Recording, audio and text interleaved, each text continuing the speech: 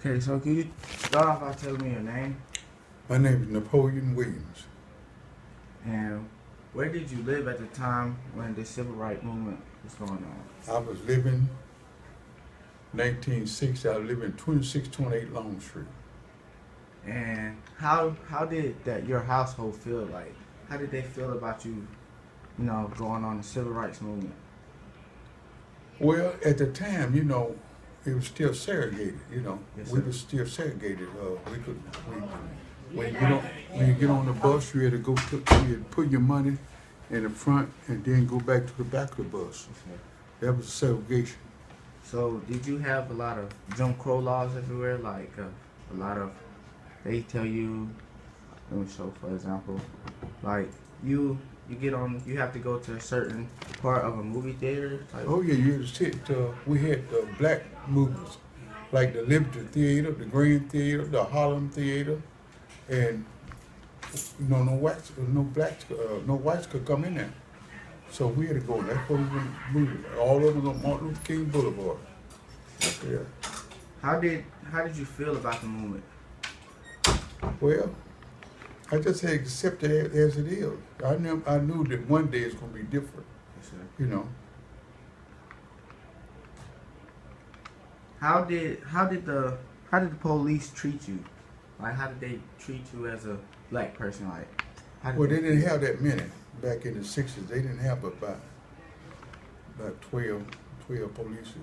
And they worked the black 9th Street, which was Martin Luther King now, but it used to be 9th Street. They worked there, and they had, then they would put them in cars. They worked all 3 shifts, walking the beat down 9th Street.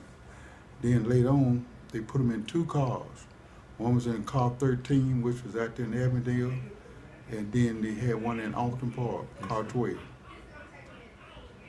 How and why did you become active in the civil rights movement?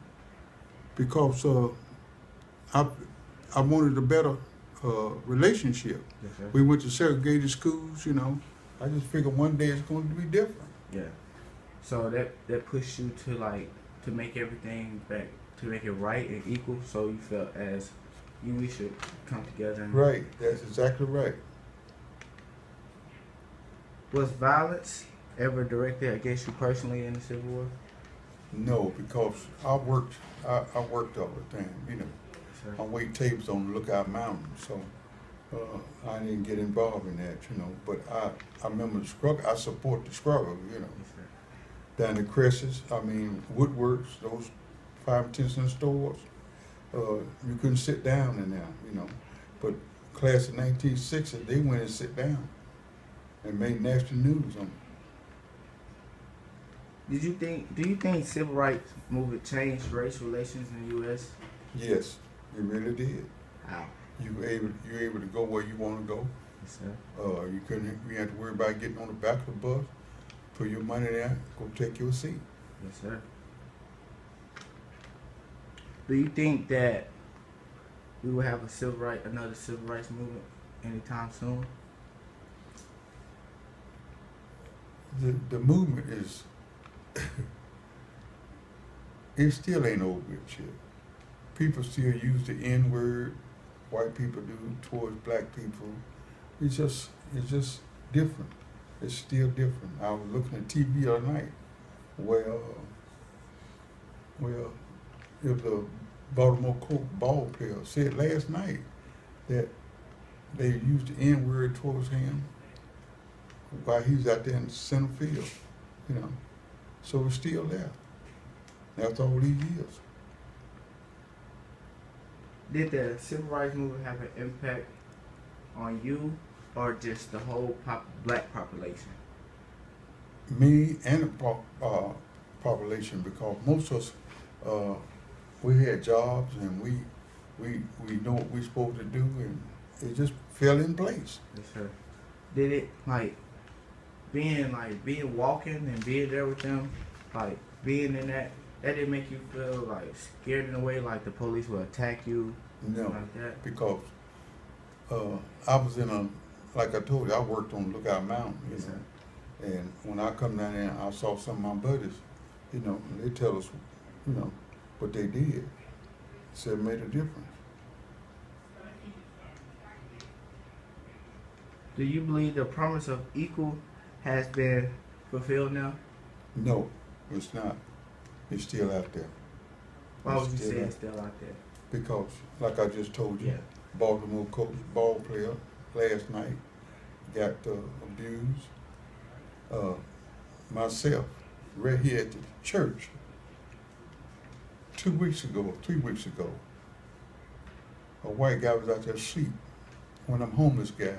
Mm-hmm. I get here in the morning, and on Sunday morning, I get here about 6:45, and I told him that I didn't want to catch him sleep in front of his doors no more. And you know what he said to me? What he said? You niggas realize that everybody can't be a Christian. Mm-hmm. And I followed him all the way around on 11th Street. And I didn't have enough in me to do something to him. But I didn't like it, and I ain't never forgot it. How do you feel about you being called the N-word and all that, but you don't call like white people crackers and you're not racial? I don't do that. Yeah. I'm better than that. I'm better than that. I never did do that. I spent 40 years in law enforcement as a policeman. You know, some things you got to just let it go. Let it go. Yeah.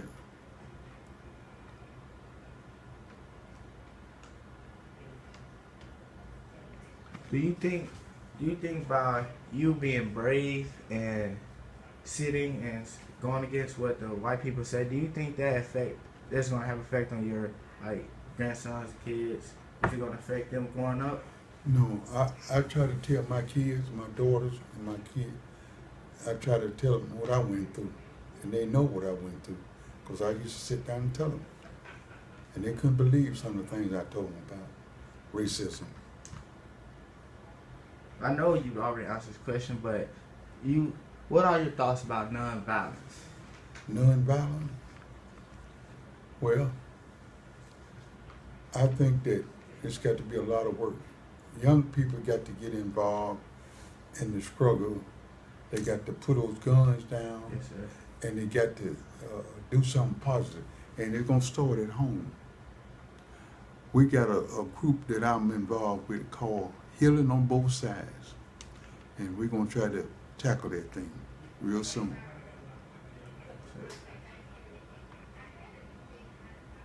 What are your thoughts on the assassination of Malcolm X and Martin Luther King? I had the opportunity to meet Martin Luther King at Morehouse College when I was 17, 18 years old. And there was a gentleman by the name of Dr. Leroy Key, who ended up being the president of Morehouse College from Chattanooga here. He the one that introduced me to him. I met Dr. King at Morehouse College. And that was then did you know that Dr. Martin Luther King was supposed to take a church up here on 8th Street called First Baptist and turned it down? Could you imagine him being in Chattanooga back in the 50s? He could turn this city around back then, right? Yes, sir. Because he turned Atlanta around. Yeah. Did you seeing and meeting him, how like knowing that he was a great civil rights movement, like how does that make you feel? Like, do you feel as he inspired you, or you felt you should do it as your own? He inspired me because I kept up with him. Sir. I kept up with him. He inspired me. He was a struggler. He marched, and he changed his community around all over the town, all over the country. Did you have any problems with any KKKs or? Never like, have. Never no have. problem with no KKK. No.